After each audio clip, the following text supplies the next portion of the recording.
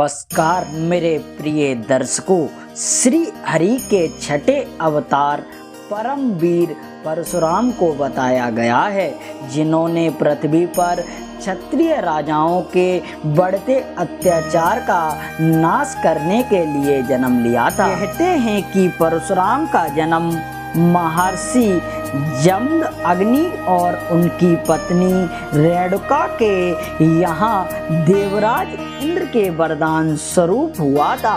भगवान विष्णु ने यह अवतार त्रेता युग में लिया था, जिसे रामायण काल भी कहा जाता है। पौराणिक मान्यताओं के अनुसार जब ब्राह्मण जमद अग्नि ने पुत्र प्राप्ति हेतु यज्ञ का आयोजन किया था, तब इस यज्ञ से संतुष्ट होकर इंद्र ने ऋषि भार्या रेणुका को वरदान दिया था कि उनके गर्भ से स्वयं भगवान विष्णु अवतरित होंगे। कालांतर में वैसा ही हुआ।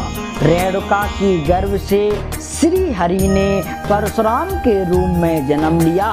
उनका मूल नाम राम ही था, परंतु उनसे प्रसन्न होकर महादेव ने उन्हें अपना पशु अस्त्र प्रदान किया था, तभी से उनका नाम परशुराम हो गया। भगवान परशुराम बचपन से ही अत्यंत वीर योद्धा थे और उनका क्रोध भी अत्यंत गंभीर था।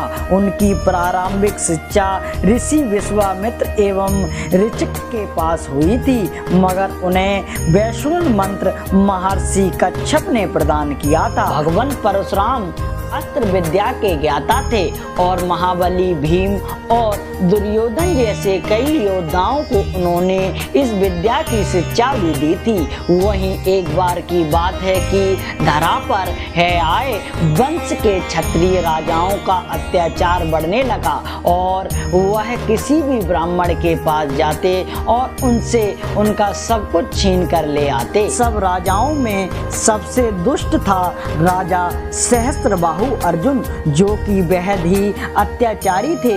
एक बार राजा सहस्त्रबाहु जमद अग्नि के आश्रम पहुंचे और वहां के सभी पेड़ पौधों को नष्ट करते हुए उनकी गाय हड़प ली। जब इस बात का पता परशुराम को चला तो क्रोध में आकर उन्होंने राजा का वध कर दिया। फिर क्या था, परशुराम के ऐसे भयंकर अवतार की बात सुनकर सहस्त्रबाहु के सभी पुत्र राज्य छोड़कर भाग खड़े हुए, लेकिन उनके पिता की हत्या का बदला लेने की अग्नि उन सभी के रोम रोम में जल रही थी। कुछ समय बाद एक दिन परशुराम अपने बाकी भाइयों के साथ आश्रम के बाहर गए हुए थे।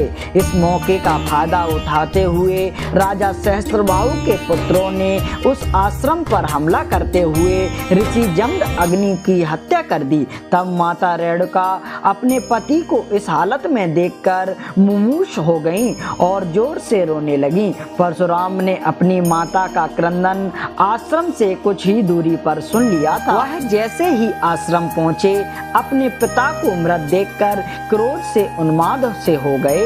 परशुराम ने तब अपना फरसा उठाया और उन क्षत्रिय पुत्रों का संहार करने निकल पड़े। परशुराम ने पिता की मृत्यु को निमित्त बनाकर अत्याचारी क्षत्रिय राजाओं का विनाश कर दिया।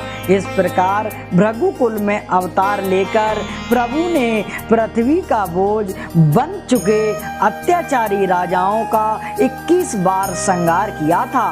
वहीं उन्होंने अपने पिता को फिर से जीवित कर दिया था और उनके पिता सप्त ऋषि मंडल के सबसे अंतिम सितारे बन गए थे।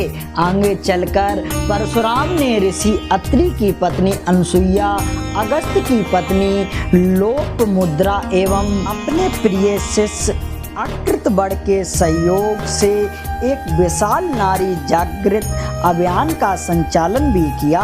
इसके अलावा पंचात्व ऋषण स्रोत का सृजन भी भगवान परशुराम ने ही किया था। भगवान परशुराम को श्री हरि का अवशेष अवतार भी कहा जाता है। मित्रों, वीडियो का अंत हम यहीं करते हैं और मिलते हैं आपको नेक्स्ट वीडियो के साथ। तब तक के लिए जय हिंद, जय भारत।